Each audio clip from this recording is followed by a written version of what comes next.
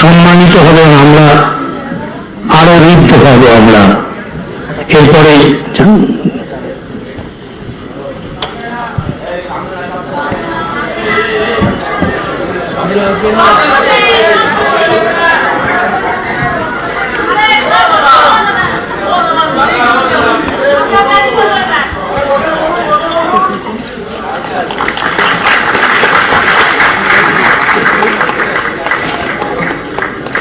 এবার বক্তব্য আসছেন রাজ্য সভাপতি, রাজ্যসভার সংসদ, আমাদের সকলের প্রিয় শ্রমিক ভট্টাচার্য মহাশয়। আমরা সকলে মিলে তার বক্তব্য শুনব। এটা চলছে।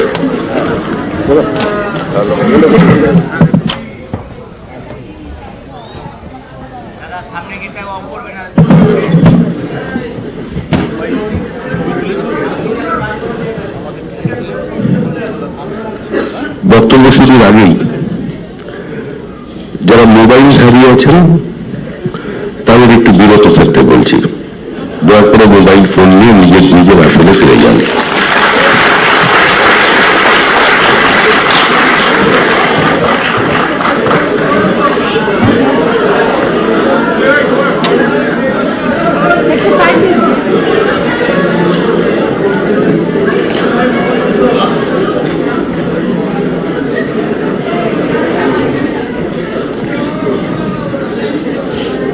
সব জায়গায় চলে যান, চলে যান।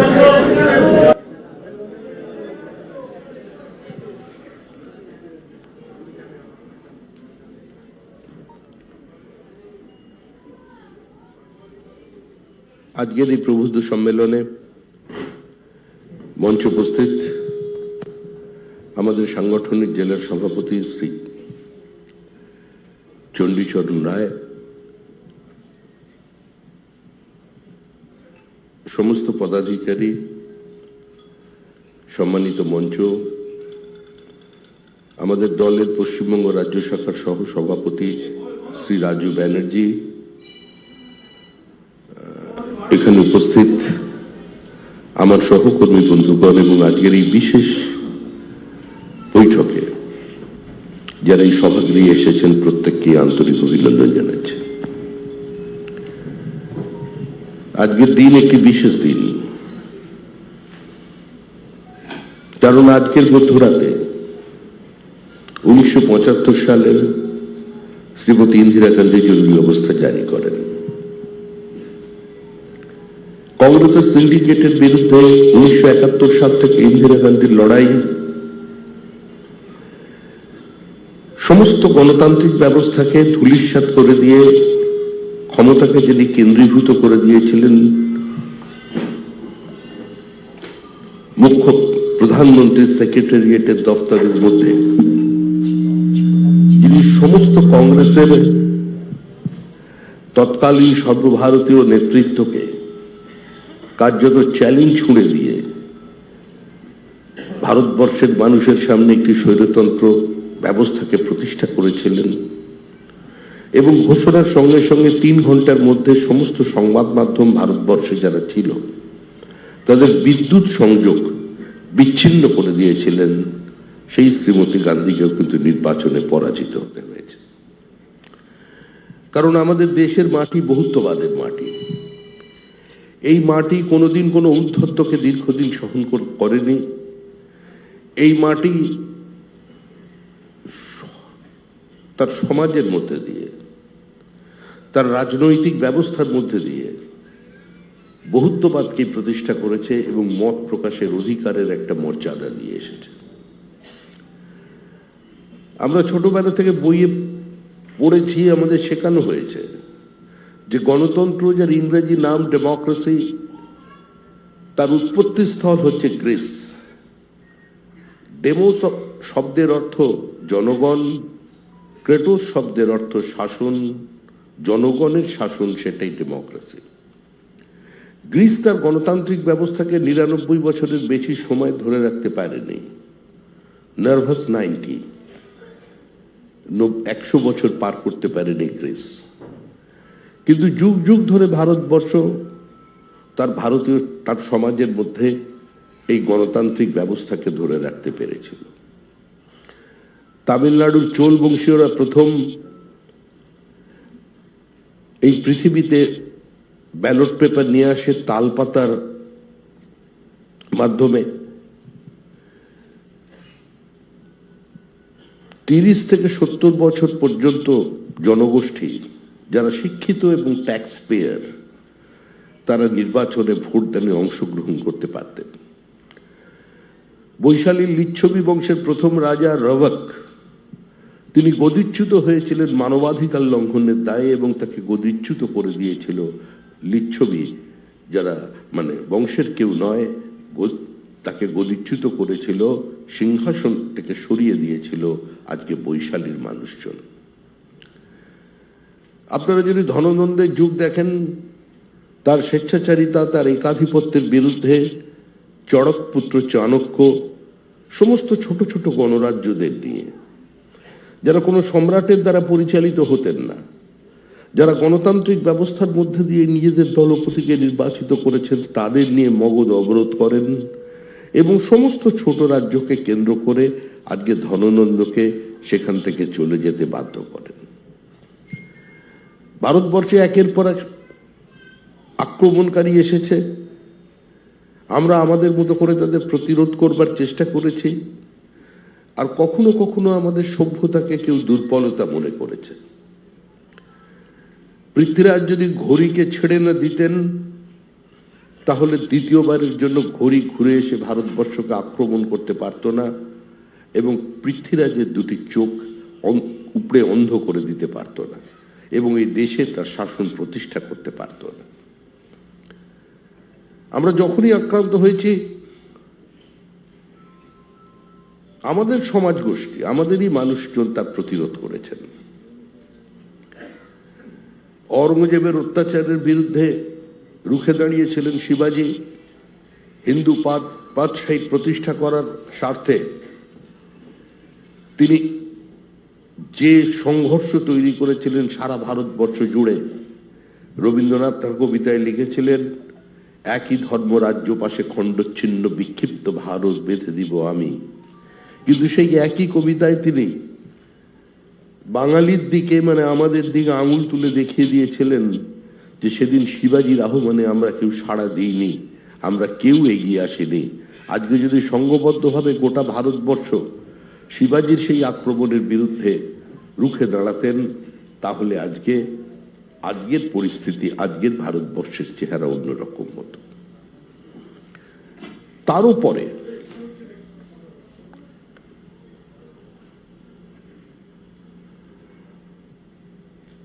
আমরা দেখলাম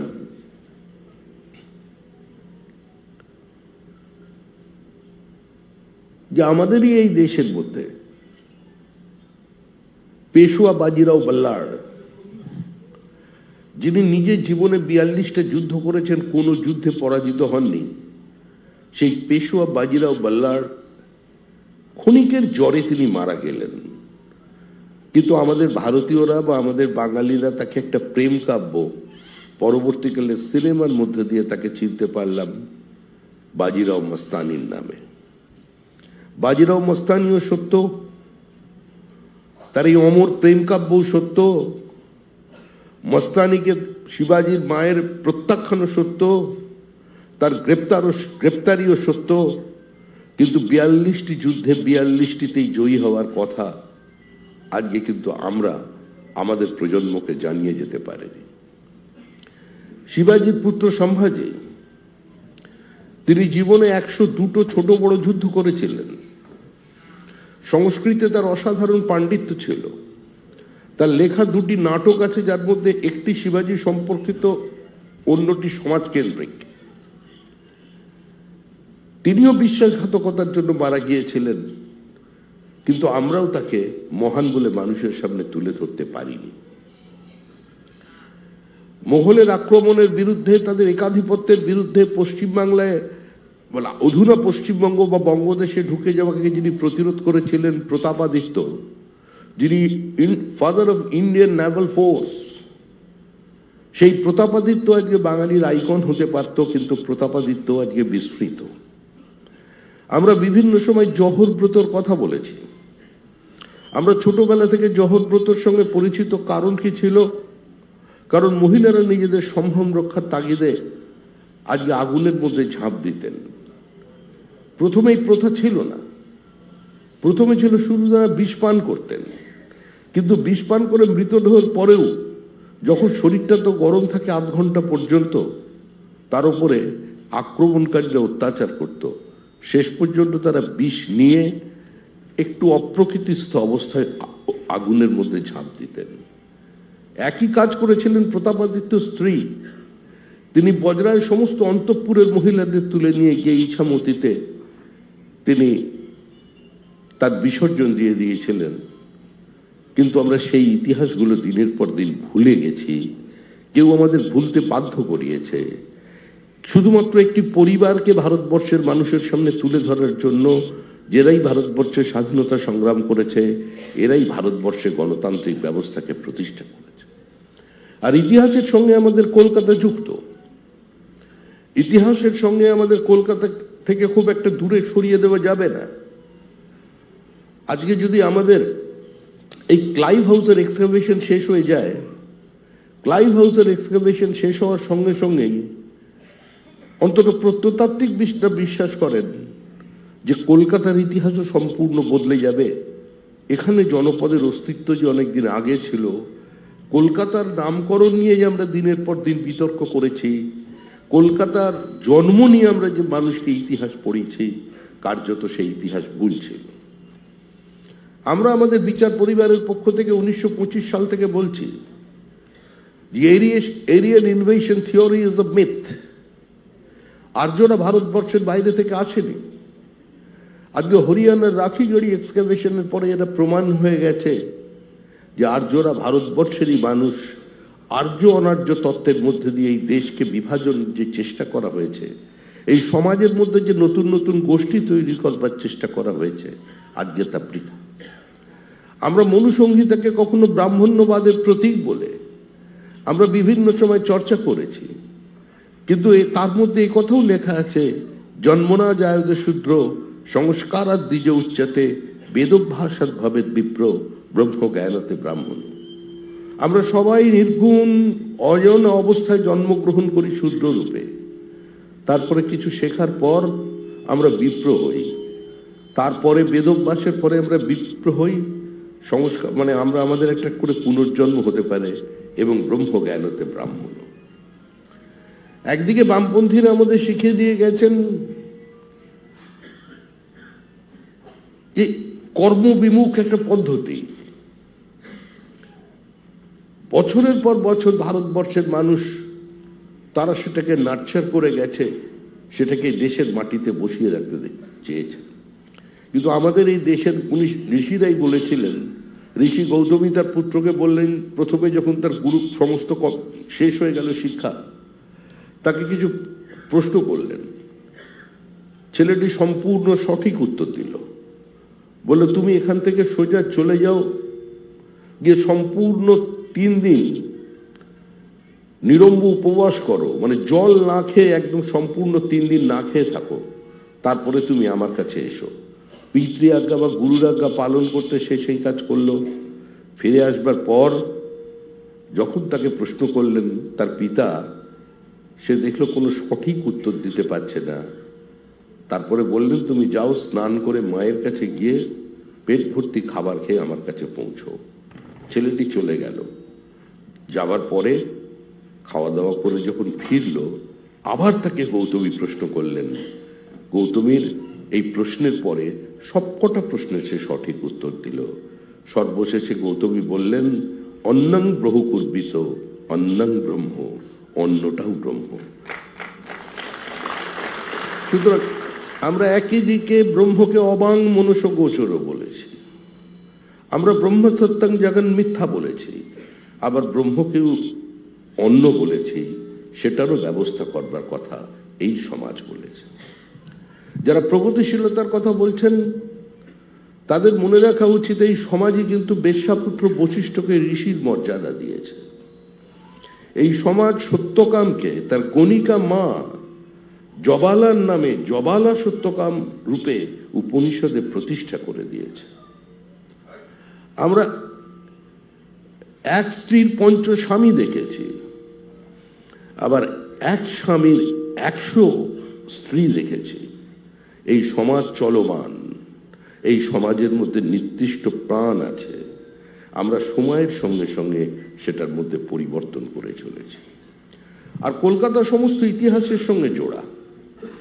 আমরা কলকাতাকে, এই জেলার মানুষজনকে কেউ এখান থেকে দূরে সরিয়ে রাখতে পারি না। এখানে রামকৃষ্ণ পরমহংসদেব জন্মেছিলেন।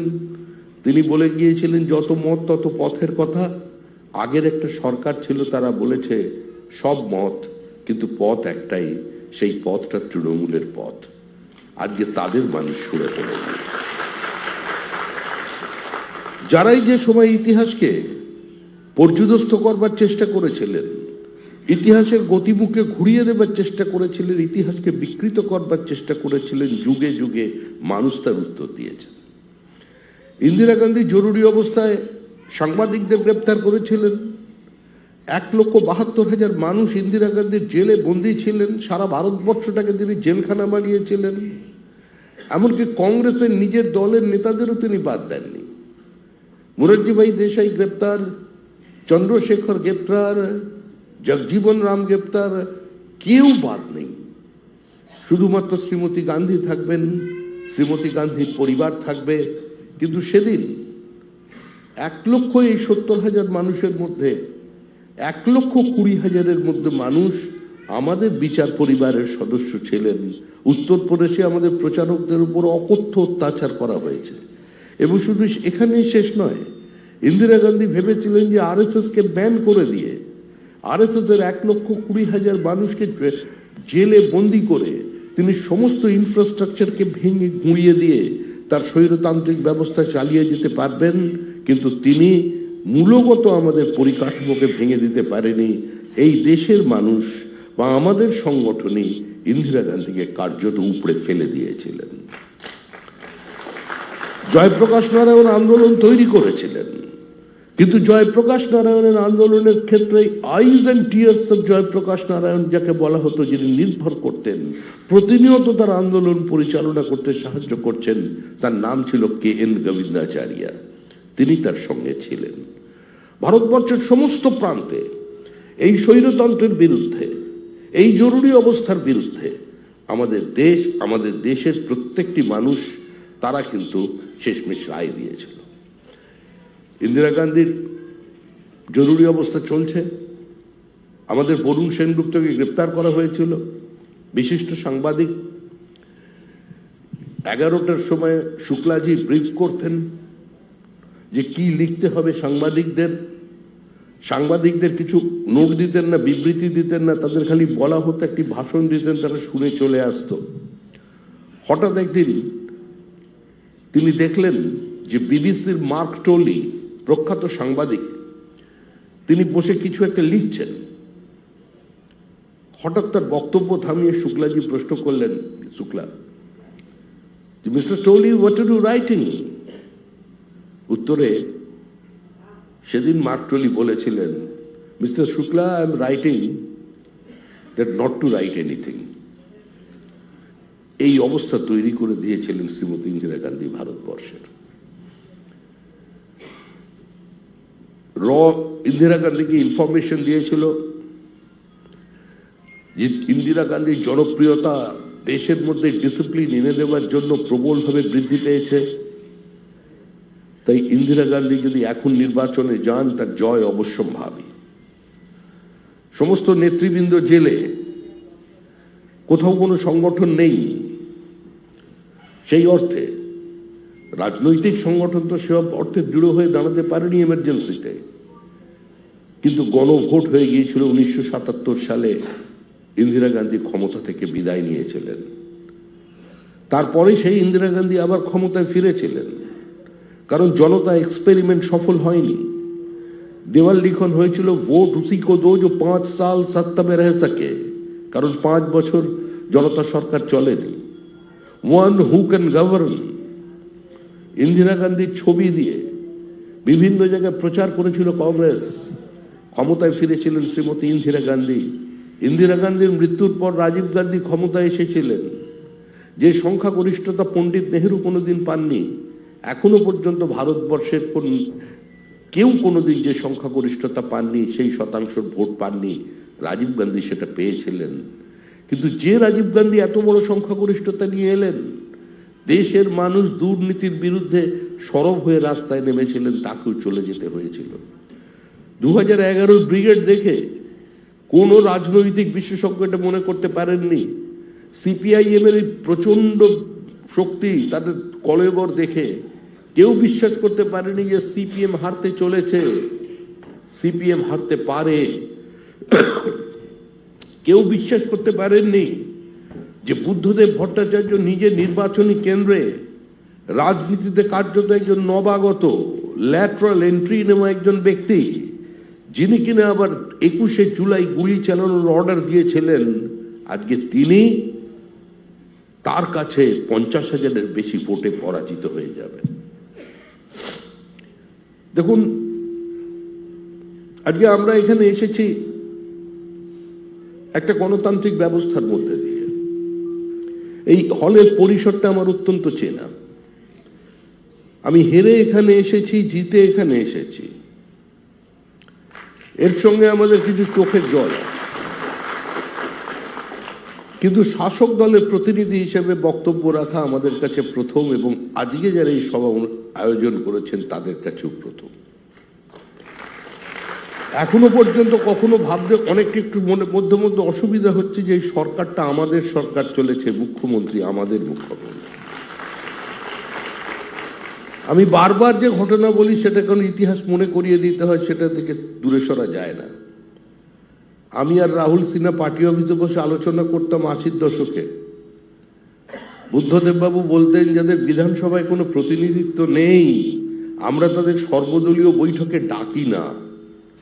রাহুলদা বলতো, শ্রমিক এর থেকে যদি রাস্তায় দাঁড়িয়ে একটা থাপ্পড়ও মারতো তাহলেও মনে হয় কম অপমান করা হতো।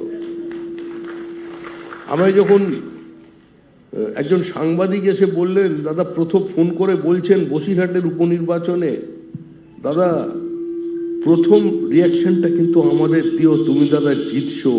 কোথায় জিতছি, পিছিয়ে আছি 4,500। বলে, দাদা তুমি জিতে গেছো, প্রথম রিয়াকশনটা দেবেন।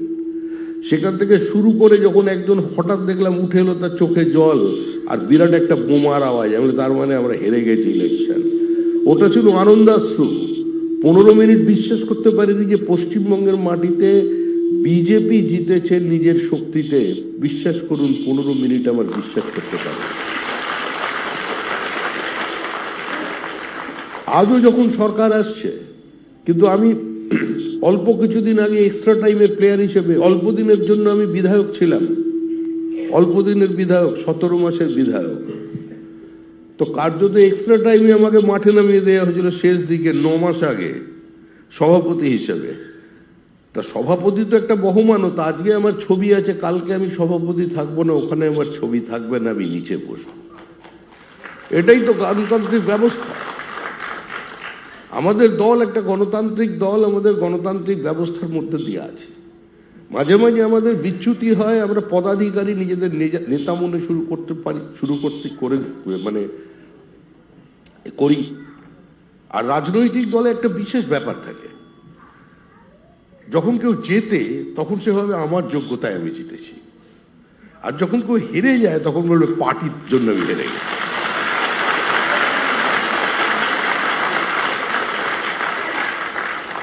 এটা একটা মজার ব্যবস্থা, এবং এই রোগে আমরা প্রত্যেকে আক্রান্ত, কেউ আমার বাড়িতে নেই।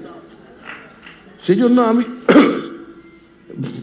যখন আমি হেরে যাওয়ার পরে বক্তৃতা করতাম তখন বলতাম যে 2014 সালে উপনির্বাচনে যে বিজেপি জিতেছিল আর 2016 সালে যে হেরে গিয়েছিল সে শ্রমিক ভট্টাচার্য। দেখুন, আমরা এই দমদমে নির্বাচন করতে গিয়ে যদি সেদিন আমি কমল কুণ্ডুর একটা অনুরোধ, একটা বাধাকে আজকে আমি শুনে নিতাম, তাহলে দমদমে আগে থেকেই আমাদের এমপি থাকতো। হ্যাঁ, আমাকে মিটিং শেষ হওয়ার পরে আমাকে কৈলাস বিজয়বর্গীজি বললেন যে মুকুলদার সঙ্গে একবার দেখা করো, চলে যাও তুমি রাজুর বাড়ির মিটিংয়ে। আমি যখন এসে ফিরে কমলকুণ্ডুর বাড়ি থেকে গাড়িতে উঠছি, কমলকুণ্ডু আমায় বারবার বারণ করলো যে আপনি এত সুন্দরভাবে ভোটটা চললো, কোথাও কোনো ঝামেলা নেই, কোনো অশান্তি নেই, এইভাবে চলছে, কেন আপনি ওখানে যাচ্ছেন? আজকে কি দরকার ছিল এখন আবার যাওয়া? ভোটের প্রচার শেষ, সব শেষ। আমি বললাম না, আমাকে বলছে যেতে, আমি চলে গেলাম। মুকুলদা মৃত্যুর আগে বলেছিলেন এই হারটার জন্য আমি দায়ী। ওখানেও শ্রমিক ভট্টাচার্য ছিল না, দায়িত্ব আমার, কারণ বারণ করেছিল পার্টির কর্মী, হয়তো বেশি বুঝেই বারণ করেছিল, আমার দায়িত্ব। আমি যদি ওই মিটিংটায় না যেতাম তাহলে সিপিআইএম এর ভোটটা 14% পশ্চিমবঙ্গে অন্তত দমদম কেন্দ্রে হতো না। দমদম কেন্দ্রে এর আগেই আমরা 21-এই আমাদের বিধায়ক নির্বাচিত করে পাঠিয়ে দিই। এর আগে যখন আমি আরেকটা নির্বাচনের পরে দাঁড়ালাম, 109টা কেন্দ্রের মধ্যে আমরা একজন প্রার্থীকে ভাটপাড়া ছাড়া প্রেসিডেন্সি রিজিয়ন কোথাও জয়ী করতে পারিনি। আমি প্রথম বৈঠক করতে গিয়ে যখন এতে বললাম যে এখানে বারবার আমি বলে ফেলছি, মাফ করবেন আমরা, কিন্তু এটা এর মধ্যে আমি যুক্ত। রাজারহাট গোপালপুর কেন্দ্রে যে 22,000 থেকে 30,000-এর মধ্যে মার্জিন আমাদের হবে, তখন যিনি প্রার্থী এবং প্রার্থীর আশেপাশে যারা বসেছিলেন সবাই পুরনো কর্মী, এ আপনার সাধারণ সম্পাদকও ছিল, কেউ সেদিন খুব একটা আমার কথাটায় গুরুত্ব দেয়নি। কিন্তু আমি আবার বলছি, আমার একটা স্লট দেখবেন টিভিতে চলছে, যে রাষ্ট্রবিজ্ঞান যদি সঠিক হয়ে থাকে, সমাজ বিজ্ঞান যদি সঠিক হয়ে থাকে, তৃণমূল হারবে। আর তৃণমূল সরকার শুধু যাবে না, তৃণমূল দলটা শেষ হয়ে যাবে। প্রত্যেক রাজনৈতিক দলের একটা নির্দিষ্ট ভিত্তি আছে, প্রত্যেক রাজনৈতিক দলের একটা সিমেন্টিং ফ্যাক্টর আছে। কংগ্রেস ক্ষমতায় টিকে আছে বা কংগ্রেসের দলটা এখনো আছে, তার কারণ হচ্ছে, তার সিমেন্টিং ফ্যাক্টর হচ্ছে আজকে ওই গান্ধী পরিবার। তাকে কেন্দ্র করে ক্ষমতার কেন্দ্রবিন্দু সেটাই পাওয়ার সেন্টার কংগ্রেস থেকে আবর্তিত হয়ে টিকে আছে। বামপন্থীদের নির্দিষ্ট মতাদর্শ আছে, তারা তাদের মধ্যে কোথাও টিকে আছে।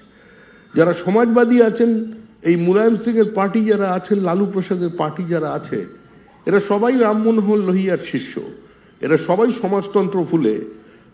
যেহেতু casteism is a social reality আমাদের দেশের, তার থেকে হয়তো পশ্চিমবঙ্গ মুক্ত, তো তারা সেই ইকুয়েশনের মধ্যে দিয়ে, ওই সমাজের জাতিতত্ত্বকে মধ্যে দিয়ে আজকে সেই দলগুলোকে সার্ভাইভ করছে, সেটা তাদের সিমেন্টিং ফ্যাক্টর।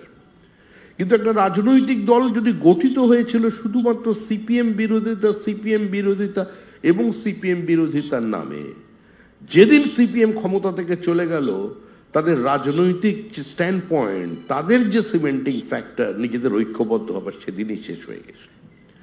পরে যা ছিল সেটা সম্পূর্ণ দোকানদারি, যা ছিল সেটা সম্পূর্ণ একচেটিয়া একদলীয় একাধিপত্যবাদ। কত নেতা নিয়ে কত গল্প, তাদের কত বড় সংগঠন, কত বীর পুরুষ। একটা তৃণমূল কংগ্রেসের নেতা বাইরে বেরোতে পারছেন? একটা তৃণমূল কংগ্রেসের নেতা? তৃণমূলকে মারছে, বিজেপি কম মেরেছে, বিজেপির কিছু অপদার্থ ঢুকে পড়েছে ওদের মধ্যে, তাদেরও পার্টি চিহ্নিত করছে। কিন্তু একজন তৃণমূল নেতা বাঁচাতে নেমেছে, পার্টি অফিসে যখন তালা লাগানো হচ্ছে তৃণমূল কংগ্রেসের লোকেরাই লাগাচ্ছে। তৃণমূল কংগ্রেসের কর্মীরা এক জায়গায় দেখলাম পুরো গেরুয়া রং করে দিয়েছে, নিজেদের হাতে নিজের পার্টি অফিসকে রং করে বিজেপিকে চাবি দিচ্ছে। একজন বিধায়ক বাইরে বেরিয়েছেন? কোথায় ব্রাত্য বসু দমদমে? বহিরাগত তত্ত্বের প্রণেতা তো তিনি একটি নতুন শব্দের আমদানি করেছিলেন, মমতাবাদী ভবন। মমতাবাদী, দমদমে দেখবেন একটা ক্লাবকে দখল করে একটা ভবন তৈরি হয়েছিল, মমতাবাদী ভবন। কালকে গিয়ে ওটাকে মুছতে বলছি না, একবার ওদের সঙ্গে দেখা করে আসবেন যারা ভেতরে বসে আছে। ওখানে কে তুমি তো, হ্যাঁ, কালকে একবার এই মমতাবাদী ভবনে গিয়ে তুমি এক কাপ চা খেয়ে আসবে।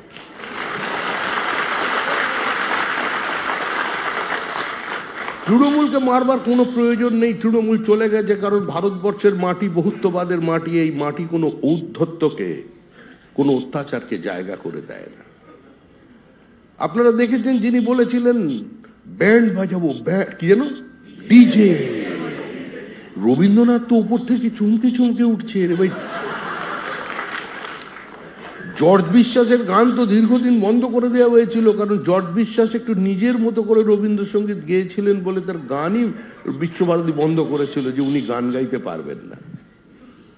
কিন্তু জর্জ বিশ্বাসের ওপর থেকে দেখছি এ কি হলো, রবীন্দ্রনাথ বলছে আর কত অত্যাচার আমি সহ্য করব। আমার গীতাঞ্জলি তো কথাঞ্জলি হলো, আমার গীত বিতান কবিতা বিতান হয়ে গেল। আমসত্ব দুধে ফেলি তাহাতে কদলি দলি, তার জায়গায় এপাং ওপাং ঝপাং এসে গেল।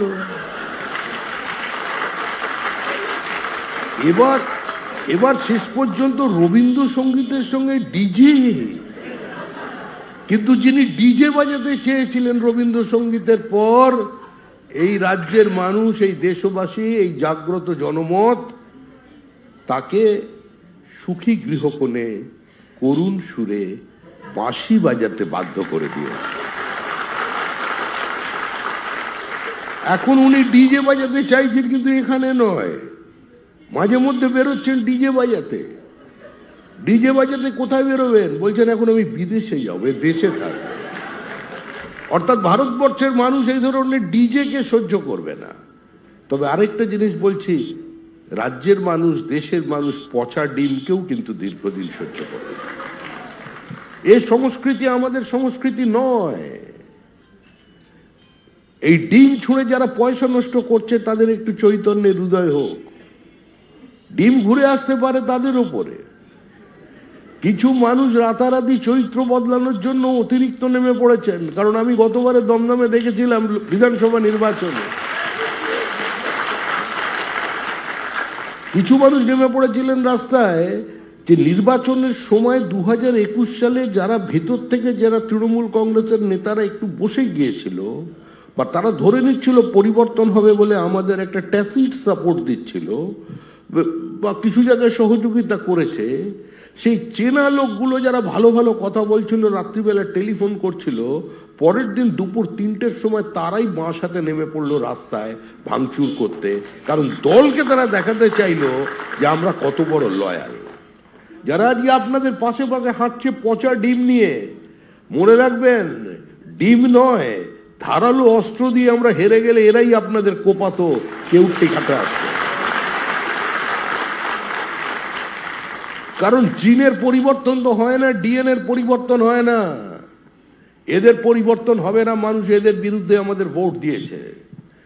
পশ্চিমবঙ্গের মানুষ দীর্ঘদিন অত্যাচার সহ্য করেছে, আর গণভোট সেদিনও হয়ে গেছিল, যেদিন রিক্লেম দ্য নাইটে মানুষ রাস্তায় নেমেছিল। আমি এক অভূতপূর্ব দৃশ্য দেখেছিলাম, এই আমাদের এই লোকসভা কেন্দ্রের মধ্যে ভিআইপির ওপর দিয়ে যাচ্ছে, আমি বর্ধমান থেকে একটা প্রোগ্রাম থেকে ফিরছিলাম, রাস্তায় গাড়ি দাঁড়িয়ে গেল, সম্পূর্ণ বন্ধ।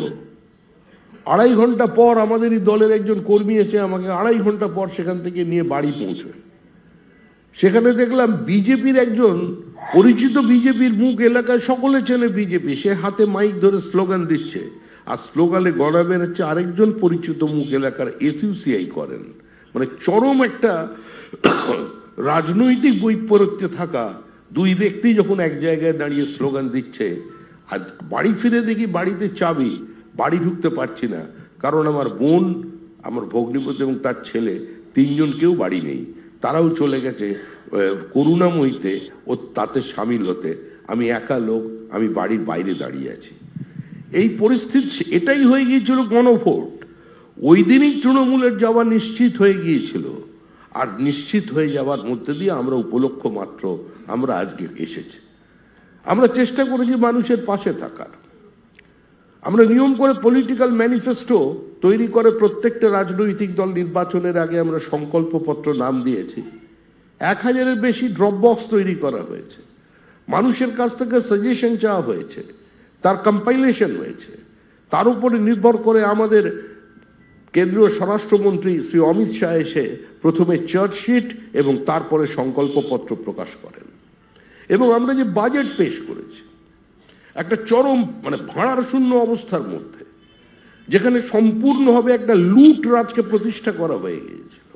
একটার পর একটা দপ্তর থেকে নতুন নতুন দুর্নীতির খবর উঠে আসছে। 2000 কোটি, 2500 কোটি, 30,000 কোটি টাকার দুর্নীতির সন্ধান পাওয়া যাচ্ছে। সেই জায়গায় দাঁড়িয়ে আমরা সংকল্পপত্রে মানুষের সামনে দাঁড়িয়ে বলেছিলাম যে আমরা সরকারি কর্মচারীদের দিয়ে ৪৫ দিনের মধ্যে আমরা তা নিয়ে ব্যবস্থা নেব।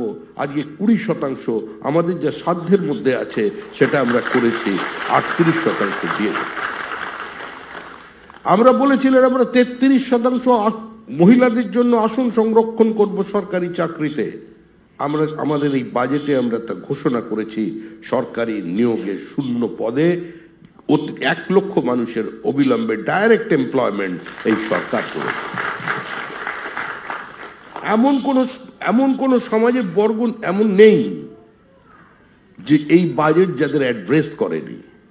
আমরা যে কথা বলেছিলাম আমাদের মাননীয় মুখ্যমন্ত্রীর নেতৃত্বে আমাদের অর্থমন্ত্রী ডক্টর আমাদের স্বপন দাশগুপ্ত, আজকে তিনি অনেক বছর ধরে নাম বলেছি তো আক্রমণ করতে করতে ভুল হয়ে যায়, অসীম দাশগুপ্ত কথা বেরিয়ে গেছিল, ওই জন্য স্বপন দাশগুপ্ত আরেক দাশগুপ্তকে নিয়ে এসে আমরা মাঠে নামিয়েছি।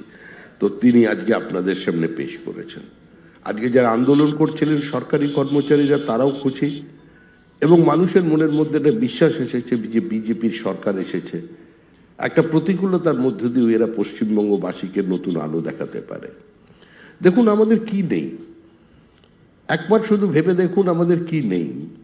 আমাদের হিমালয় আছে, সমুদ্র আছে, নদী আছে, আমাদের টাকা আছে, আমাদের মেধা আছে, আমাদের স্কিল লেবার আছে, আমাদের 3টে রাজ্যের সঙ্গে বর্ডার আছে, 3টে ইন্টারন্যাশনাল বর্ডার আছে, উত্তর পূর্ব ভারতের গেটওয়ে আমরা। তারপরেও আমরা ভিক্ষাপাত্র হাতে নিয়ে একটা পরিযায়ী শ্রমিকদের রাজ্যে পশ্চিমবঙ্গকে আজকে নিয়ে এসে চলেছে। যে বাঙালি সর্বক্ষেত্রে প্রতিষ্ঠিত হচ্ছে ভারতবর্ষের বিভিন্ন জায়গায়, দেশের বিভিন্ন পৃথিবীর বিভিন্ন সংগঠনের মধ্যে যারা নিজেদের প্রাসঙ্গিক করেছেন, আজকে এই রাজ্যের মাটিতে আমরা সেটা করে উঠতে পারিনি। আজকে এটাই সবচেয়ে বড় চ্যালেঞ্জ। এতদিন পর্যন্ত আমরা বিরোধিতার রাজনীতি করেছি। আমাদের ভারতের প্রাক্তন প্রধানমন্ত্রী ভারতরত্ন অটল বিহারী বাজপেয়ী যখন প্রথম বক্তৃতা করতে শুরু করেন, প্রধানমন্ত্রী হিসেবে পার্লামেন্টে বক্তৃতা করে তিনি শুরুই করেছিলেন মাননীয় প্রধানমন্ত্রী জি বলে ফেলেছেন। মানে উনি যে নিজে প্রধানমন্ত্রী, সারা জীবন বিরোধিতা করতে করতে উনি নিজেকে প্রধানমন্ত্রী ভুলে ফেলে নিজেকেই অ্যাড্রেস করে দিয়েছেন মাননীয় প্রধানমন্ত্রী বলে। সবাই বলে আরে অটল জি প্রধানমন্ত্রী তো আপ হ্যায়, বলে আরে ইতনা দিন বলা क्या किया যায়। তো আমাদেরও অবস্থা সেই রকম। এখন মনে রাখতে হবে আমরা একটা সরকারি দল, সরকারি দলের আচরণটাও সরকারের মতো করে করতে হয়। অতীতের 60-এর দশকের রাজনীতি ছিল যে সরকার একটা সিদ্ধান্ত নিত, সরকারের গৃহীত সিদ্ধান্তের বিরুদ্ধে প্রতিবাদ করত বিরোধী রাজনৈতিক দলেরা। সরকার তার নিজস্ব গঠনতন্ত্র দিয়ে, নিজস্ব পরিকাঠামো দিয়ে সেই বিরোধিতাকে দমন করবার চেষ্টা করত বা প্রতিহত করবার চেষ্টা করত আলোচনার মধ্যে দিয়ে। কিন্তু 80-র দশকের পরে পশ্চিমবঙ্গে যে রাজনৈতিক অবস্থা তৈরি হয়েছে, যে সরকার কোনো সিদ্ধান্ত নেয় এবং সমান্তরালভাবে দল সেই সিদ্ধান্ত কতটা যুগোপযোগী, কতটা প্রাসঙ্গিক, কতটা প্রয়োজনীয় সেটা মানুষের সামনে তুলে ধরে। তাই আমরা এখন যে কাজগুলো করছি, আমাদের দায়িত্ব হচ্ছে যে আমাদের সংকল্পপত্র ঠিকঠাকভাবে বাস্তবায়িত হচ্ছে কিনা। মানুষ আমাদের কেন ভোট দিয়েছে?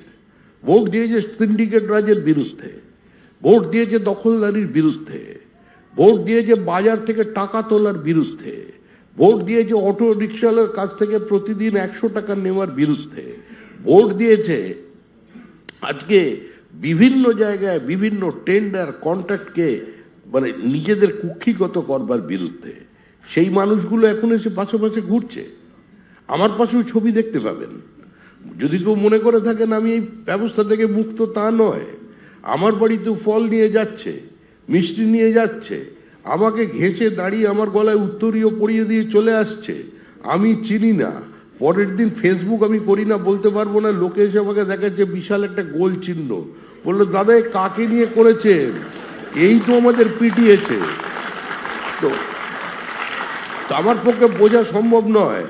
আমার একটা অস্ত্রোপচার হয়েছিল, মানে সেটা এখন গল্প অতীত হয়ে গেছে। এই কিছুদিন আগে যেদিন আমি বাড়ি ঢুকলাম 300 লোক, সবসময় কি আছেন, তার মধ্যে অধিকাংশ লোককে আমি চিনি না, কানে বললো পরে দেখা হবে, যে কোনো ধরনের প্রয়োজনে দাদা বলবেন, সব সময় পাশে আছি।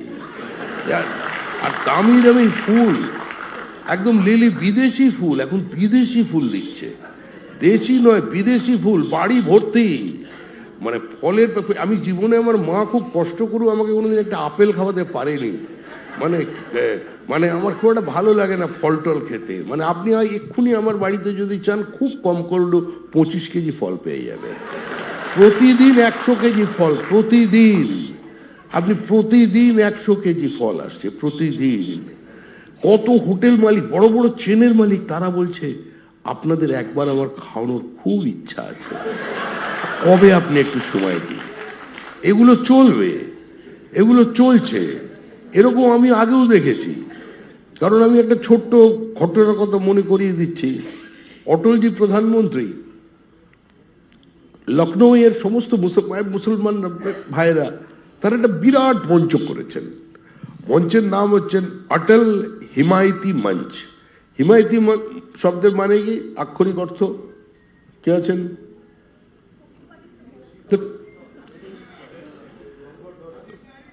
খাতিরদারি করা, অটল হিমায়তি মঞ্চ, বা তার হয়ে প্রোপাগেট করা কিছু, মানে অটলজির পক্ষে কিছু বলার জন্য অটল হিমায়তি মঞ্চ। তা আমি দেখছি দুপুর 2টোর সময় যখন অটলজি হাঁটছেন, আমি তখন টিভি চ্যানেলে বসে আছি, তখন যেতাম আমি শুয়ে। যে মঞ্চ থেকে এতদিন পর্যন্ত অবস্থান করে প্রায় জল না খেয়ে অটলজির হয়ে যারা বক্তৃতা করছিল, ওই মঞ্চ থেকে দাঁড়িয়ে সেই লোকগুলোই বলছে, घुटन सा महसूस हो रहा है, अपने आप को अभी आजाद समझ रहा हूं, आजाद। কারুকৃত বলে একটা কোম্পানি আছে, আমার ক্যামেরার সামনে বলতে কোনো অসুবিধা নেই, কারুকৃত বলেছিলেন। আর আমাকে বলেছেন আমার লোককে যে আর যাকে দেব বিজেপি কে দেব না, বিজেপির কোনো কিছু ছাপবে না। দেখুন বলছে যার যাকে দেব বিজেপি কে কোনোদিন দেব না। সবচেয়ে বড় নাকি হোর্ডিং কোম্পানি। আর যে সারা কলকাতায় দেখুন কারুকৃতের হোর্ডিং, শুভেন্দুকে অভিনন্দন জানাচ্ছে, বিজেপি সরকারকে অভিনন্দন। এর কত মানুষ আসবে, কত মানুষ যাবে, এটাই হচ্ছে ক্ষমতা। এর থেকে নিজেকে বিচ্ছিন্ন রাখতে হবে। অটলজি বলেছিলেন এর জামার মতো ক্ষমতাকে রেখে দিতে হয়, যেন একদম পুরো জামা শরীরের সঙ্গে থাকবে, কারণ ভিতরে না ঢুকে যায়, চামড়ার ওপরে থাকে, যখন প্রয়োজন হবে খুলে ফেলে দেবে। আজকে আমরা সেই অবস্থার মধ্যে দিয়ে একটা সরকার নিয়ে এসেছি। এই সরকার প্রথম বাজেটের মধ্যে দিয়ে যে সম্পূর্ণ প্রত্যাশা পূরণ করে দিয়েছে, সমস্যার সমাধান করে দিয়েছে, এরকম নয়। কিন্তু চলার অনেক পথ বাকি, আমাদের অনেক দূর যেতে হবে। প্রধানমন্ত্রীর প্রতি পশ্চিমবঙ্গের মানুষ আস্থা রেখেছেন। আমরা 200 আর বেশি আসন পাবো, কেউ আমরা বিশ্বাস করতে পারিনি। কিন্তু যারা আমাদের একজন বিশেষ ব্যক্তির নাম না বললেই এখানে নয়, একটা ঘটনার কথা। আমি দেখুন টেনশনের পেশেন্ট। যখন ছোটবেলায় বিজেপি করতাম, তখন তো 100, 200, 500 লোকের পার্টি ছিল, 1%, 1.5% ভোট ছিল। তখনও যখন মিছিল শুরু না হতো, আমরা যুব মোর্চার মিছিল ডেকেছি, লোক হচ্ছে না, 200 লোক, একটা টেনশনের মধ্যে 3 বার বাথরুমেই চলে গেলাম। লোক হচ্ছে না, মানে কখন লোক আসবে। একদম আমি 85 সাল 86 সালের কথা বলছি। তো তখন থেকে আমি দেখছি আমার টেনশন আছে, তা আমি কোনোদিন টিভি খুলি না। মানে যখন আমাদের কোনো রাজ্যে ভোটের গণনা হয়, তখন আমি কোনো টিভি চালাই না সকালবেলায়। আবহাওয়া দেখে নিই, ঘরের মধ্যে আমার কেউ না কেউ 4-5 জন এসে যায়, কি আলোচনা চলছে, তারপরে টিভিতে শুনি। আমি ওই ওপিনিয়ন পোলও দেখি না, টেনশন বাড়ে। একটা মজার গল্প বলছি আপনাকে, কারণ তার আগে হরিয়ানার ভোট হয়েছে, এটা শুনে নিন, আপনাদের অভিজ্ঞতা হতে পারে জীবনে। আমি দিল্লিতে থাকি, একটা বহু প্রাচীন পরিবার যাদের সঙ্গে 3 পুরুষের যোগাযোগ আছে এই সংগঠনের। তা আমি সেই পরিবারেই একজন, মানে খুব ঘনিষ্ঠতা আছেন। তো সেই পরিবারের গাড়ি ফরিদাবাদ থেকে আমার কাছে আসে। আমি যতদিন দিল্লিতে থাকি সেই গাড়ি চড়ি, আবার আমি যখন এয়ারপোর্ট থেকে চলে যাই সেই গাড়ি ফরিদাবাদে চলে যায়। কপিল এই নির্বাচনে পুরোটাই আমার সঙ্গে ছিল, নির্বাচনে অনেক অনেকভাবে আমাদের, সব কথা বলছি না, সাহায্য করেছে এই নির্বাচনে। তা ও আমাকে বলেছিল যে এবার নির্বাচনে ও জিতবো, हम लोग जीत जाएंगे भैया। তো হরিয়ানার ইলেকশন হচ্ছে, আমি যতজন রাজ্যসভায় প্রাক্তন দুজন হরিয়ানার সভাপতি আছেন সদস্য, তাদের জিজ্ঞাসা করলাম क्या नतीजा होगा, বলে কাঁটে কি टक्कर है। अगर আপনার সব প্রাক্তন সভাপতি যদি বলেন কাঁটে কি टक्कर है, তাহলে তো বোঝাই যাচ্ছে যে পার্টি ইলেকশন হারছে। কপিল বলছিল না আমরা জিতবো। এবার হঠাৎ দেখলাম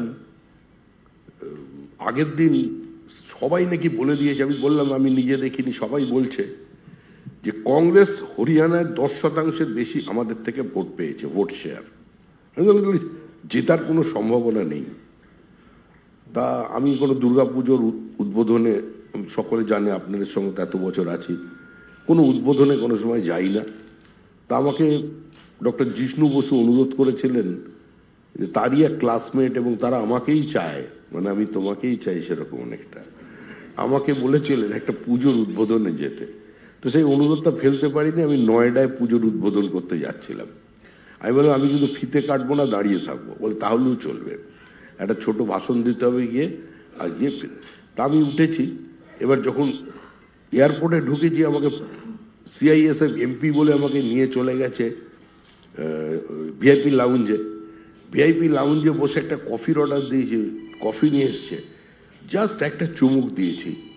তো আমি তো দেখছি বিজেপি, তারপরেই দেখলাম টিভি চলছে, বিজেপি হারছে, সব জায়গায় কংগ্রেস এগিয়ে। এর মধ্যে একজন পরিচিত আইএএস অফিসার ঢুকলেন, মানে আমার পরিচিত নয়, মানে আমার কাছে, মানে তাকে আমি চিনি কিন্তু কথাবার্তা তো নেই। তিনি খুব গম্ভীর, আমাকে দেখে আরো গম্ভীর হয়ে গেলেন। আমার ঠিক উল্টো দিকে বসলেন, আর তার স্ত্রী একবার টিভির দিকে তাকাচ্ছেন আর একবার আমার মুখের দিকে তাকাচ্ছেন। আমি এতে লজ্জায় যে আমার পার্টি হাঁটছে, কফিটা দুটো চুমুক দিয়ে কফিটার খাওয়া হলো না। আমি ওখান থেকে সোজা গিয়ে এয়ারক্রাফটে উঠে গেলাম। এবার আমি যখন ঠিক গ্রাউন্ড টাচ করেছে, এবার ফোন করব, ওই কপিলের ফোন এসছে। তা আমাদের ওখানে এক ভদ্রলোক আছেন জৈন সাব বলে, মানে উনি খুব বড় ব্যবসায়ী, ইঞ্জিনিয়ার, কেমিক্যাল ইঞ্জিনিয়ার।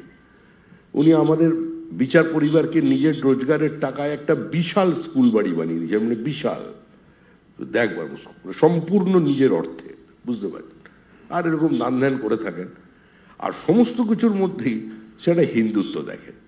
যদি ধরুন গম চুরি নিয়ে কেস হয় এবং চোর যদি ধরা পড়ে, উনি বলবেন হিন্দুত্ব কি বিজয় হয়। তো এইরকম টাইপের সে। তা কপিল বলছে দাদা জিত গয়া চুনাও, इसलिए तो आज जैन साहब को भी लेकर आया, आपका स्वागत के लिए उसको भी लेकर आ रहा है। আমি তখন ভাবলাম যে এই জৈন সাহেব হেরে গেছে, সবসময় জেতার কথা বলে, মনের দুঃখে আছে, নাহলে এত বড় লোক আমার কাছে আনতে এসছে কেন। আমি বললাম क्या बोल रहे थे कपिल भाई, आप बोले जीतेंगे, ये क्या रिजल्ट बना दिया। जरा कब का बात कर रहे हैं, अभी 1 बज चुके हैं। अब टीवी देखिए, टीवी काम तो জাস্ট আমি এয়ারপোর্টে গেট, মানে জাস্ট ওইটা দেখি টং করে একটা আমার এখানে ঢুকলো হোয়াটসঅ্যাপে মেসেজ। আমাদের এই দলের শশী অগ্নিহোত্রী একটা স্ক্রিনশট পাঠিয়েছে আমাকে, বিজেপি 49। আমি তখনও বিশ্বাস হলাম না। তারপরে আমি, ওরা এসে গেছে পৌঁছে, আমি তখন টেনশনে আমি কি করলাম, আবার ওখানের লাউঞ্জে ঢুকে গিয়ে কফির অর্ডার দিয়ে দেখতে শুরু করলাম। দেখলাম বিজেপি জিতেছে, অবিশ্বাস্য জয়। আর আমাদের রাজ্যে আমি ওয়ার রুম হয়েছে, পরের দিন কাউন্টিংকে মনিটরিং করবার জন্য 2টো ঘর ঠিক করা হয়েছে। তো সেটা সভাপতি হিসেবে সেটার পরিদর্শনে আমাকে যেতে হয়েছে। তো সেখানে চায়ের আড্ডা বসেছে, বেশ সুন্দর 2টো ঘর, পুরো সিস্টেমেটিক্যালি আমাদের খুব।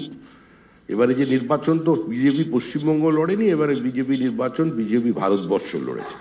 গোটা দেশের মানুষজন বিজেপি কর্মীরা তারা লড়েছে, এবং তারা আমাদের কর্মীদের থেকে বেশি পরিশ্রম করেছে, সেটা কম পরিশ্রম করেনি।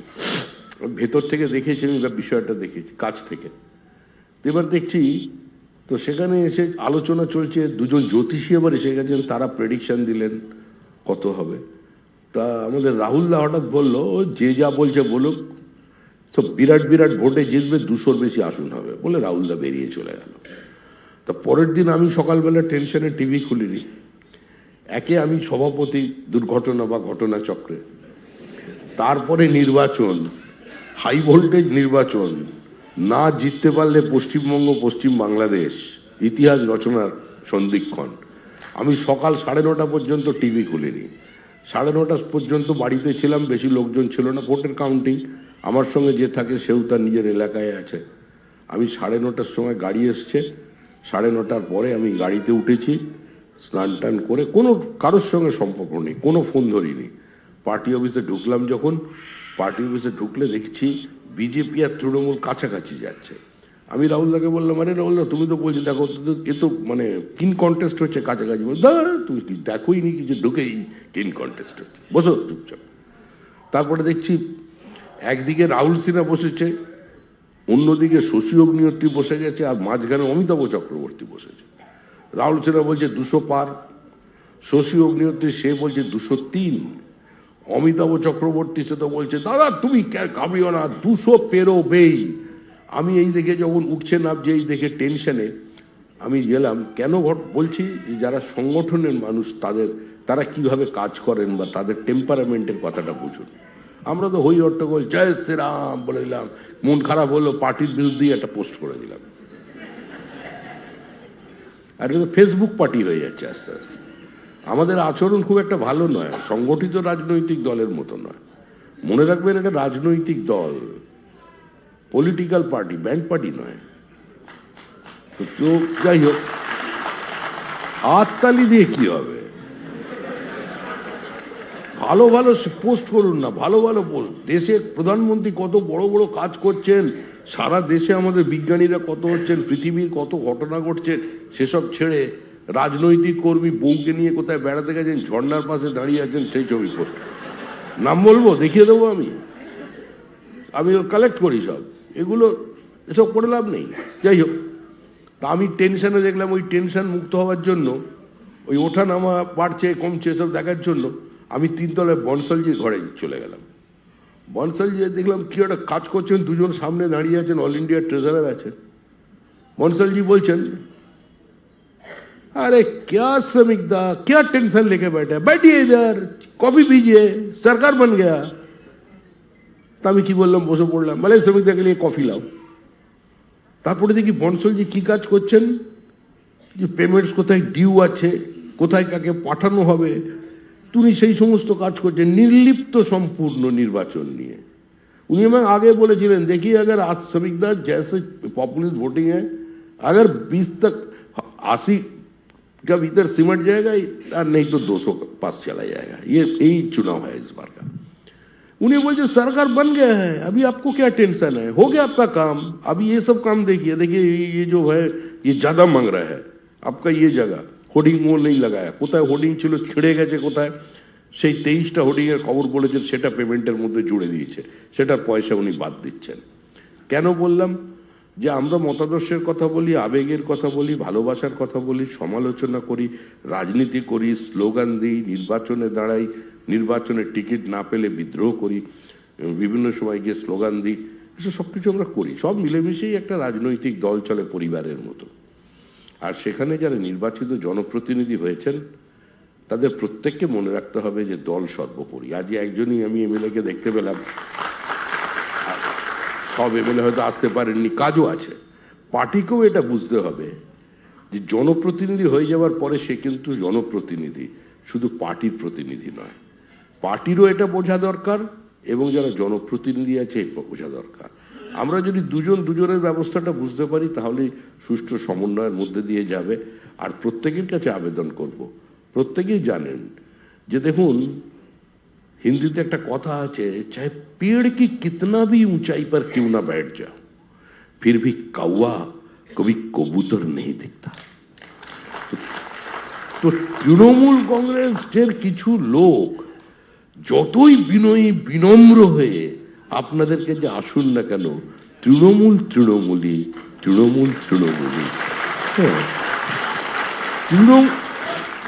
যারা খুন করেছে মানুষকে, একবার ভেবে দেখুন তো। আমি একটি পরিবারের কথা বলবো, যে পরিবারের বিয়েতে আমি গেছি, যে পরিবারের ছেলের অন্নপ্রাশনে আমি গেছি, সেই ছেলে যখন বড় হয়েছে বড় হয়েছে, তার বিয়েতে পর্যন্ত আমি গেছি। আমাদের রাজনৈতিক সহকর্মী, কোনো নেতা নয়, কিন্তু অত্যন্ত ভালো ছেলে, ভালো মানুষ, আমাদের থেকে বয়সে অনেক কম। আমি জীবনে তার বাড়িতে অন্তত রাস্তা দিয়ে যাওয়ার পথে 4 বার লাঞ্চ করেছি, অসংখ্যবার চা খেয়েছি। আজকে সেই রাস্তাটার পাশ দিয়ে আমি যাই না, দূর দিয়ে আমি যাই না, দূর থেকে যাই, সেই যন্ত্রণাটা আমি বুঝতে পারি যে আমি কিছু করতে পারিনি। কেন পারিনি? দুটো ঘটনা বলছি। 2021-এর ভোট হয়ে গেছে, তৃণমূল জিতেছে। বিকাল 4টে ঢুকে পড়েছে, তার তো বাবা ছেলে যথারীতি বাড়ি ছেড়ে চলে গেছে, চারদিকে মারধর শুরু। ছেলের বিয়ে হয়েছে, একটা বাচ্চা হয়েছে সবে, মাস আষ্টিকের বাচ্চা একটা। এবং ভদ্রমহিলা, মানে আমি যে আমার যে সহকর্মী, আমাদের পার্টির যা কথা বলছি, তার স্ত্রী 45-46 বছর বয়স, দেখলে অত বয়সও মনে হয় না, অত্যন্ত ভালো সুন্দর মহিলা একজন। ঘরে ঢুকে রিভলভার নিয়ে প্রথম মাথায় ঠেকিয়েছে বাচ্চাটার, বলে বাচ্চাটাকে গুলি করব, আর তোর সামনে তোর ছেলের বউকে যা করার করব, জামা কাপড় খোল, খোল, যা বলছি কর, নালে এখনই করব। ভদ্রমহিলাকে সম্পূর্ণ বিভ্রস্তা করিয়েছে, বলছে পুরো কাপড়, মানে পুরো কাপড় খোল, বিভ্রস্তা করিয়েছে। করিয়ে বলে যে চা কর, চা কর। ওই অবস্থায় ওই মহিলা চা করেছেন, বলছেন বিস্কিট নেই, মুড়ি টুড়ি নেই, আবার হেঁটে উঠে গিয়ে মুড়ি বিস্কিট এনে তাদের দিয়েছে। এরা র্যালিশ করে ওর দিকে তাকিয়ে তাকিয়ে, শরীরের দিকে তাকিয়ে চা খেয়েছে। তারপরে বলেছে আজ এ পর্যন্তই, আর যদি জয় শ্রীরাম আর ওই পতাকা দেখি, বাদ বাকি কাজটা করে দিয়ে যাব। সেই মহিলা বলছেন এর থেকে যদি আমায় রেপ করে মার্ডার করে দিত, খুন করে দিত, আমি তো আনন্দে মরতে পারতাম, এই লজ্জা নিয়ে সারা জীবন বেঁচে থাকতে পারি না। আমাদের প্রসেনজিৎ দাস, কৃষ্ণপুরের প্রসেনজিৎ দাস একমাত্র ছেলে, মা বাগুইহাটিতে ছাতু বিক্রি করেন, বাবা প্যারালিটিক, ছেলেটিকে মেরে তার বাড়ির বারান্দায় টাঙিয়ে দিয়েছে। আমি যখন, সপু আমায় ফোন করলো, বলে দাদা এই ঘটনা, যেতে হবে, আমি নিশ্চয়ই যাবো, চলুন। তারপরে পীযূষ ফোন করলো কিছুক্ষণ পরে, দাদা যাব। তারপরে ফোন আসতে শুরু করলো, আসবেন না। মানে কত ভয়াবহ পরিস্থিতি চিন্তা করে দেখুন। ছেলেটা মার্ডার হয়ে গেছে, পাশের কর্মীরা বলছে, তার বন্ধুরা বলছে এখানে আসবেন না আপনারা, আজকে যদি আপনারা এখানে আসেন তাহলে আমাদের যে বাড়ি ঘরগুলো আছে আমরা শেষ হয়ে যাব, আমাদেরও মেরে দেবো। আমরা সেখানে যেতে পারিনি। আমরা কোথায় গিয়ে পৌঁছলাম? আমরা পৌঁছলাম মর্গে। যারা তাকে খুন করলো তারাই তার সৎকার করলো, তার মামাকে এনে, তারাই তার শ্রাদ্ধানুষ্ঠান করে দিল। আমরা এখনো বিচার পাইনি। আর তার মা যখন কোভিডের ভ্যাকসিন নিতে গেছে, লাগবে না, কোভিডের ভ্যাকসিন নিতে গেছে, বলছেন আমি ভ্যাকসিন নিতে এসেছি এই কারণে নয় যে আমার বাঁচার ইচ্ছা আছে, আমার তো সব জীবনের শেষ, আমি যদি ভ্যাকসিন নিতে এসেছি এই কারণেই, বলছে যে আমি যদি ভ্যাকসিনটা নিতে পারি না, মানে নিয়ে বাঁচতে পারি, আমি মরে গেলে আমার স্বামী জল না পেয়ে মারা যাবে, কারণ ও তো উঠতে পারে না, প্যারালিটিক, ওকে কি করবে? তাকে তৃণমূল কংগ্রেসের একজন কাউন্সিলর বা প্রাক্তন কাউন্সিলর মহিলা, সে বলছে আমাদের বিরুদ্ধে কেস করে এবার ভ্যাকসিন নিতে এসেছিস, কে ভ্যাকসিন দিচ্ছে? ধাক্কা মেরে তাকে বার করে দেওয়া হয়েছে। আমরা এখনো পর্যন্ত কিন্তু বিচার করতে দিইনি। ভোটের পরে আমি সকলকে বলেছিলাম যে এই ধরনের রাজনৈতিক সংস্কৃতি বদল করবার প্রয়োজন আছে। তৃণমূল যে কাজ করেছে আমরা সে কাজ করবো না। অনেক কর্মীর আমি বিরাগ ভাজন হয়েছি, আমার সম্পর্কে মিম বেরিয়েছে, তাতে কিছু এসে যায় না। আবেগ তো আছেই। যে চোখের সামনে বোনকে রেপ করতে দেখেছে, তো সে তো প্রতিশোধ নেবেই, সে প্রতিশোধ নেবেই। আর লাঠির বিরুদ্ধে লাঠি নিয়ে যুদ্ধ হয় না, বোমাগুলির বিরুদ্ধে বোমাগুলি দিয়ে যুদ্ধ করতে হয়, মানুষ এটা জানে। তারা ব্যবস্থা রেখেছিল গুলি করবে বলে, আমি বারণ করেছি। উদয়ন গুহ তার ছেলে বাড়ি তো ঘিরে নিয়েছিল কয়েক হাজার মানুষ দিয়ে, আমরা উঠিয়ে নিয়ে এসেছি, নাহলে লিঞ্চিং এ মারা যেত সেদিন। 27 দিনের মধ্যে 56 জন বিজেপি কর্মী খুন হয় এবং 27 জন বিজেপি মহিলা প্রকাশ্যে এসে দাঁড়িয়ে ক্যামেরার সামনে বলে যে আমরা রেপ্ট হয়েছি তৃণমূল কংগ্রেসের গুন্ডাদের দ্বারা। এই পরিস্থিতির মধ্যে দাঁড়িয়ে যখন পরিবর্তন এসছে, একটা তৃণমূল কংগ্রেসের কাউন্সিলর মারা যায়নি, একটা তৃণমূল কংগ্রেসের বিধায়ক খুন হয়নি, একটা তৃণমূল কংগ্রেসের প্রার্থী খুন হয়নি। তৃণমূল কংগ্রেস যেন এটা মনে রাখে। আর তৃণমূল কংগ্রেস যদি মনে করে রাখে, হঠাৎ কারোর সঙ্গে ঘুরে যে নিজের সমস্ত কিছু অতীত ভুলে যাবেন, ভুল করছেন। প্রসেনজিৎ দাসকে যারা খুন করেছিল তাদের বদলা আমরা নেব আইনের শাসনের মধ্যে। এই বিষয়ে সচেতন হন। যারা যারা অত্যাচার করেছিল আমাদের গত 5-15 বছর ধরে, কাউকে ছাড়বেন না। ছাড়বেন না অর্থ এই নয় লাঠি নিয়ে তার মাথায় মারতে হবে। ছাড়বেন না এই অর্থ হচ্ছে তার বিরুদ্ধে কমপ্লেইন যে কেসটা রেজিস্টার করা হয়েছিল সেই ভুলে যাবেন না। 12 বছর পুরনো হলেও কেসটাকে তুলে বার করুন। যা ব্যবস্থা করবার বিধায়করা এর দায়িত্ব নেবেন, পার্টি সভাপতি এখানে দায়িত্ব নেবেন। প্রত্যেককে বলুন, প্রত্যেক মন্ডল সভাপতি, পুরনো যত মামলা আছে, আমরা মার খাবার পরে থানায় যে ডায়েরিগুলো করেছিলাম সেইগুলোকে জীবিত করতে হবে। প্রত্যেকে যেন বিচার পায়, যারা মার খেয়েছে, নির্মম ভাবে মার খেয়েছে। ওই শান্তির ললিত বাণী আর প্রবুদ্ধ সম্মেলন করলে এইগুলো কর্মী পাশে থাকবে না। শুধু বুদ্ধ করলে চলবে না, ব্যবস্থা করতে হবে এদের। যারা মেরেছে, যারা খুন করেছে, তাদের মাটির নিচ থেকে হলেও তুলে আনতে হবে। এই বিষয়ে প্রত্যেকে সচেতন থাকবেন। কারণ এখন তৃণমূলও দেখছি ভালো ভালো কথা বলছে। তৃণমূল আবার দলটাই নেই। আমি তো বলেছিলাম এই দল থাকবে না, এটা কোনো রাজনৈতিক দল নয়। অনেকে বিশ্বাস করেননি, হেসেছিলেন। কিন্তু মুখ্যমন্ত্রী কিন্তু বলেছিলেন, মনে করে দেখুন, যদি তৃণমূল থাকে আবার দেখা হবে। কারণ ওর মনে ছিল, জানতো। উনি তো হট করে নেতা হননি, ওপর থেকে লাফিয়ে পড়ে নেতা হননি। ওনারও একটা সংঘর্ষের অতীত আছে, নিচ থেকে লড়াই করতে করতে নেতা হয়েছে।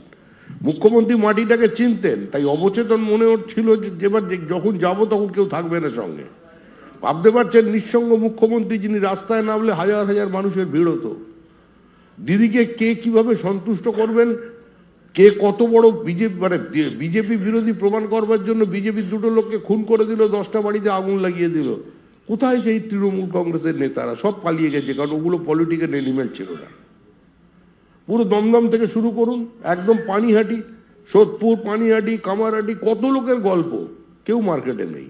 মদন মিত্র বলছে আমার জীবনের আশঙ্কা আছে। মদনদার মতো প্লেয়ার, ভাবলেও মনে আশ্চর্য লাগছে। কে মারছে? অ্যাকচুয়ালি তৃণমূলকে মারছে। কে কাকে মারছে? মুখ্যমন্ত্রীর বাড়ির সামনে যে লোকেরা গিয়ে ভেপু বাজাচ্ছিল, ওগুলোকে বিজেপির লোক নেই। ওখানে বিজেপির লোক নেই। আমি চিনি কলকাতায় কোথায় কোথায় গিয়ে বিজেপি করে। মুখ্যমন্ত্রীর বাড়ির সামনে লোক নেমে পড়েছে। যদি সেদিন পুলিশ ঠিকঠাক করে পাহারা না দিত, সেদিন একটা দুর্ঘটনা ঘটতো। মানে কিছুই হতো না, বাড়ির মধ্যে গিয়ে ঢিল ছুটতো। কিন্তু পুলিশ সে ব্যাপারে সচেতন হয়েছে। আমরাও বলেছি সচেতনভাবে এই অবস্থা প্রতিহত করতে হবে, মমতাবাদীদের চিহ্নিত করতে হবে। ওই যে মমতাবাদী ভবন, অরিজিৎ, ওটা মিস করলাম না, কাল যেতেই হবে, গিয়ে রিপোর্ট চাই আমার। মমতাবাদী ভবন, নতুন যে সংস্কৃতি তৈরি হয়েছিল, সেই সংস্কৃতি বিরুদ্ধাচারণ করতে হবে। আর একটা কথা, সিপিএম এর নেতারা প্রথম থেকে বলতেন, প্রমোটারদের থেকে দূরে থাকবেন। কারণ মোটামুটি প্রমোটাররাই সিপিএম এর পার্টিকে ডুবিয়েছিল, আর এখন প্রমোটাররাই গোটা দমদমকে ডুবিয়ে দিয়েছে। কারণ যদি অগ্নিকাণ্ড হয়, মোটামুটি ভাবে গোটা, মানে আমি সমস্ত প্রমোটারের দোষ দিচ্ছি না, কাউন্সিলর, প্রমোটার এবং ওই কর্পোরেশন মিলে, মিউনিসিপ্যালিটি মিলে যা করেছে, তাতে যৌতুকগৃহ বানিয়ে ফেলেছে গোটা দমদমকে। দমদমের এমন এমন রাস্তায় যেখানে 4 তলার জায়গায় 5 তলা 6 তলা বাড়ি বানিয়ে ফেলেছে। যে যা খুশি করছে, পুকুরের ওপর এখন করছে, মাছ ভাত খাওয়াবে ওদের। আপনি কাঁটাওয়ালা মাছ খাইয়ে দেবেন, শিং। হ্যাঁ, এর থেকে থাকবেন। প্রমোটার হওয়া কোনো অপরাধের কাজ নয়, প্রমোটিং কোনো অবৈধ বিষয় নয়, সেটা একটা জীবিকা। প্রমোটিং করছেন মানে তো একটা মানুষকে তো সুস্থভাবে প্রমোটিং করতে দিচ্ছে না। একজনের থেকে এত পয়সা নিয়ে নিচ্ছে, সে তো বাধ্য হচ্ছে করতে। আপনি ছোট ছোট বালি দিয়ে দেবেন, ছোট কুচির বালি এখন প্রমোটাররা যে করছে এখানে দমদমে কিছুদিন আমার কাছে এসে বলছিল যে আমরা যে কেউ সিন্ডিকেটের লোকেদের বলছি তোমরা কত প্রফিট করবে, ওরা একটা প্রফিটের মার্জিন বলে দিচ্ছে, ওই টাকাটা আমরা দিয়ে আমরা নিজেরা নিজেদের মাল কিনে নিচ্ছি, কারণ বাড়ি পড়ে গেলে লোকে আমাদের পেটাবে, পুলিশ আমাদের ধরবে। প্রমোটার বাড়িতে যাচ্ছে আর প্রত্যেকেই মানে কাউন্সিলররা কি ছিল ক্যালকুলেটর নিয়ে বসে কত এফআইআর বেরোচ্ছে এত, প্রফিট কত হচ্ছে এত, 30 লাখ কাল জমা দাও, তারপর কাজ শুরু করে দাও। তারপরে যেই চলে আগে তুমি বলে কথা বলছিল, গেট পর্যন্ত যেই কাজে তুই বলে রেখে শোন শোন শোন শোন তোর কত স্যাংশন বলেছে G+4, ওটা হবে না, তুই G+7 প্ল্যান জমা দে, একটা ফ্লোর আমার, বাদ বাকি উপরে ব্যবস্থা বলে দিচ্ছি, হিসাব শেষ। কি করবে প্রমোটার? এই জাল চক্রে সবাই মানে দর্শক চক্রে ভগবান ভূত হয়ে গেছে, এর বিরুদ্ধে ভেতর থেকে বার করে আনা খুব মুশকিলের ব্যাপার। এখানে এত দামি দামি আবাসন তৈরি হচ্ছে, কিন্তু মিউনিসিপ্যালিটির সেই ক্যাপাসিটি নেই তাদের পানীয় জল সরবরাহ করার, তারা ডিপ বোরিং করছে, জলস্তর নামছে, এরপরে আশেপাশের বাড়িতে ফাটল দেখা দেবে। আমরা কার্যত একটা চতুর্গৃহে বাস করছি, আগুন লাগলে যে রাস্তার উপরে 8 তলা বাড়ি হয়ে গেছে সেখানে ফায়ার ব্রিগেড ঢুকবে না। ঈশ্বরের আশীর্বাদে এখনো পর্যন্ত কোনো বড় দুর্ঘটনা ঘটেনি। আর জলা তো শেষ প্রায়। পুকুরের প্রতি এত প্রেম তৃণমূলের, মানে জলের প্রতি এত টান, যেখানে জল দেখেছে সেখানেই মৃতাঞ্জলি দিয়ে দিয়েছে। হ্যাঁ, যেখানেই নয়নজলি সেখানেই মৃতাঞ্জলি, নয়নজলিও সাফা, ডোবাও সাফা, পুকুরও সাফা। একজন বল কাউন্সিলর মারা গেছেন, আমাকে বলেন উনি খুব ভালো ছিলেন। আমি উনি ভালো ছিলেন না, ছেলেটা সেরকম নয়, ছেলেটা খারাপ বলে না, কাজের নয়, তো সেরকম কিছু করতে পারবে না। ওই মায়ের ফ্ল্যাটগুলো আছে, ওই মায়ের কি আছে বলে 12টা ফ্ল্যাট আছে, নাম বললাম না, মারা গেছেন মৃত, আমাদের সংস্কৃতি মারা গেলে বলতে নেই। তো কাউন্সিলর ভালো কিছুই করেনি, 12টা ফ্ল্যাট করে নিয়েছে। তো এই পরিস্থিতির মধ্যে এখন আমরা দমদমে আছি। প্রত্যেকে ভালো থাকবেন, আনন্দে থাকবেন। আজকের দিনটা যদিও কালা দিবস হিসেবে আমরা পালন করি, আমরা আমাদের সাধ্যমতো চেষ্টা করছি। আমরা পেরেছি এ কথা বলবো না, কিন্তু আমাদের অনেক দায়িত্ব বাড়িয়ে দিয়েছে। আমরা দমদম লোকসভা কেন্দ্রের একটি আসন ছাড়া সবকটি আসনে আমাদের প্রার্থীরা জয়ী করেছে, ওদের জয়ী করেছেন। এবং দমদমকে বলা হয় যে মানে বেঙ্গলস পলিটিক্যাল ল্যাবরেটরি। তো সেই জায়গায় দাঁড়িয়ে শুধু ডেমোগ্রাফির কারণে আমরা কামারহাটি হেরেছি, বাদবাকি প্রত্যেকটি জায়গায় দমদম থেকে শুরু করে সোদপুর পর্যন্ত এই পূর্ববঙ্গের উচ্চশিক্ষিত, মধ্যবিত্ত, নিম্নবিত্ত মানুষের বাস। সমাজের সর্বস্তরের মানুষ যেখানে বিভিন্নভাবে থাকেন, তাদের স্বতঃস্ফূর্ত ভোটিংয়ে আমরা ক্ষমতায় এসেছি। এই ভোটদানের প্রতি মর্যাদা আমাদের দায়িত্বকে আরো বাড়িয়েছে। আপনারা সেটাকে উপলব্ধি করে কাজ করবেন, আগামী দিনে সহযোগিতা করবেন।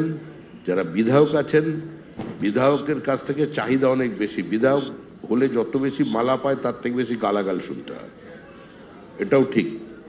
তো সুতরাং বিধায়ককে সহযোগিতা করবেন, বিধায়ককে ঠিক ইনফরমেশন দেবেন, বাস্ট হবেন না। আর এ দেখুন পোজ দিয়ে ছবি তুলছে, এই সব নিয়েই পার্টি, এরম নিয়েই চলতে হয়, এভাবেই আমরা চলবো। শুভরাত্রি, আমি বেরোচ্ছি। অরিজিৎ দাকে একটু সম্বর্ধনা দিয়ে দিই, জাস্ট এসছেন আমাদের বিধায়ক। হ্যাঁ দিন, উত্তরীয়। আরে এটা দল ঠিক, আমরা জাতীয় সঙ্গীতে গেয়ে শেষ করব, তাই পুষ্প প্রদান হয়েছে। ধন্যবাদ। সকলে একটু দাঁড়াবেন।